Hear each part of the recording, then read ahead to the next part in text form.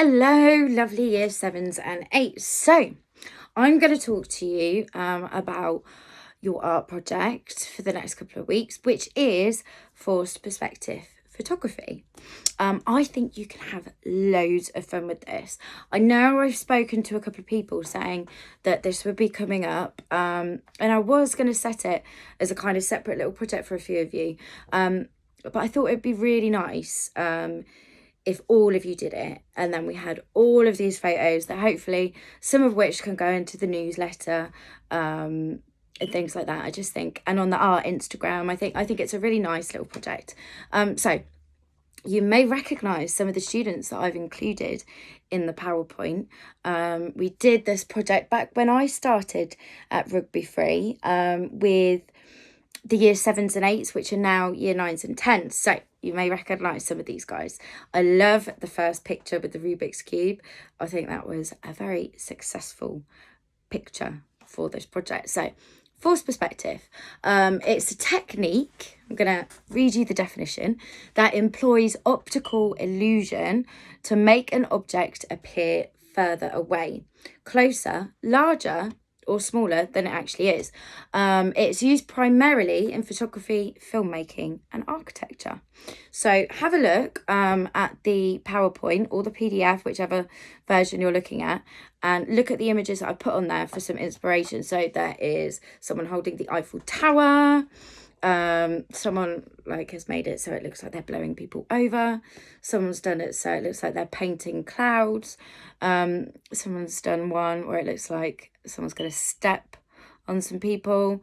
And then there's a couple of photos from our current year 10s when they were in year 8. This was back in the old days, in the old building, when art used to be down where Spanish was. We moved a good few times. So yeah, there's a couple there. Now, what I want you to do is I'm going to give you some themes in a minute to help you come up with initial ideas. So before you do it, you need to spend a little bit of time brainstorming and thinking, okay, what objects can I use for this theme? Get it down on paper.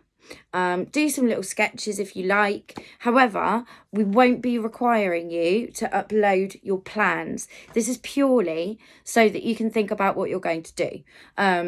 Because yes, you can start doing it, but it's nice if you've spent some time thinking about it. So get ideas down on paper. So the themes are art, chemistry, biology, physics, maths, music, English. I'm reading them off the screen over here.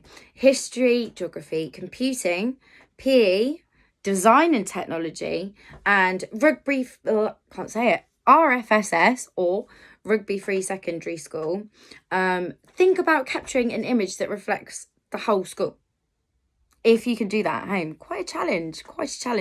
It could involve, I don't know, part of your school uniform. Maybe you could have like a tie doing something, just thinking.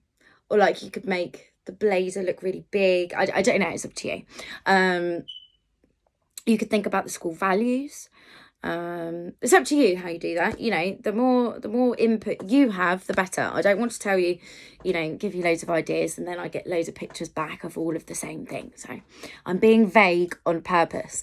So I'm going to go through the task. Make sure you practice first.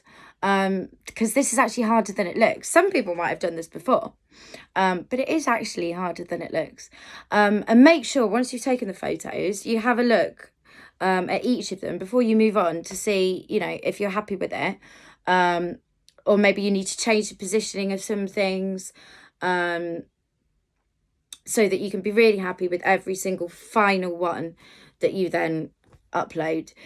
Take a minimum of 1 photo for each theme. Okay, so a minimum of 1. You have to take 1 for each one.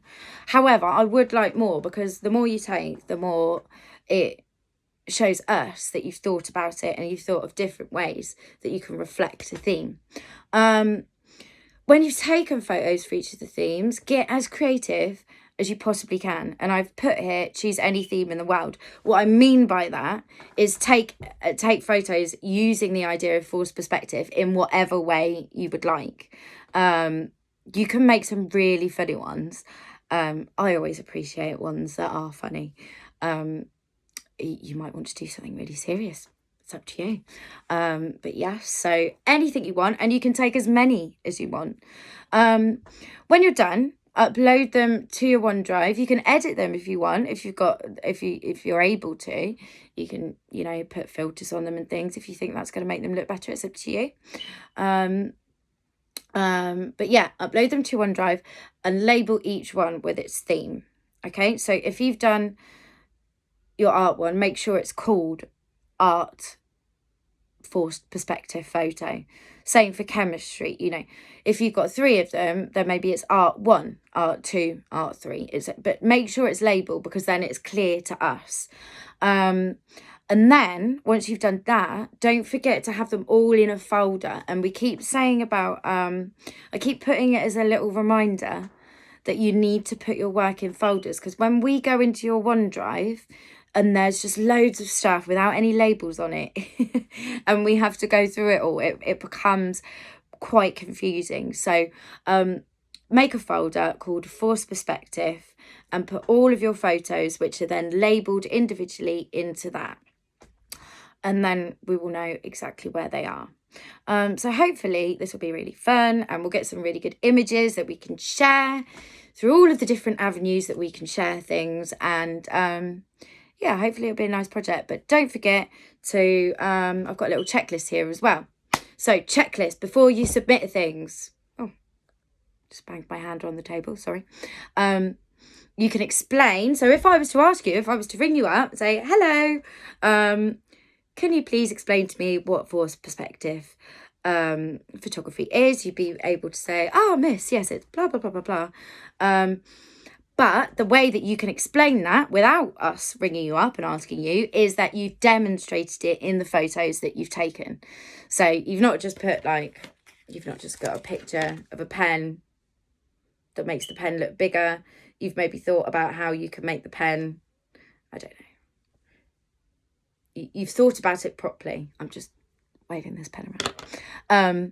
You've taken at least one photo for each theme. You've experimented with the idea of forced perspective and taken more photos of your own choosing.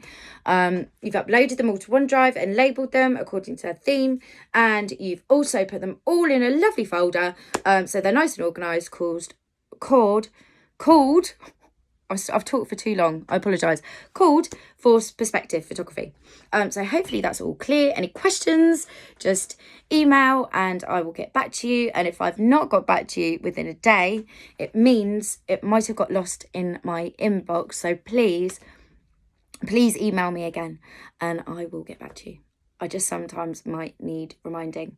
Okay, well, I hope you guys are all right and staying safe and enjoy this. And hopefully we'll get loads of fun photos that you've put some thought into. Okay, take care. Bye.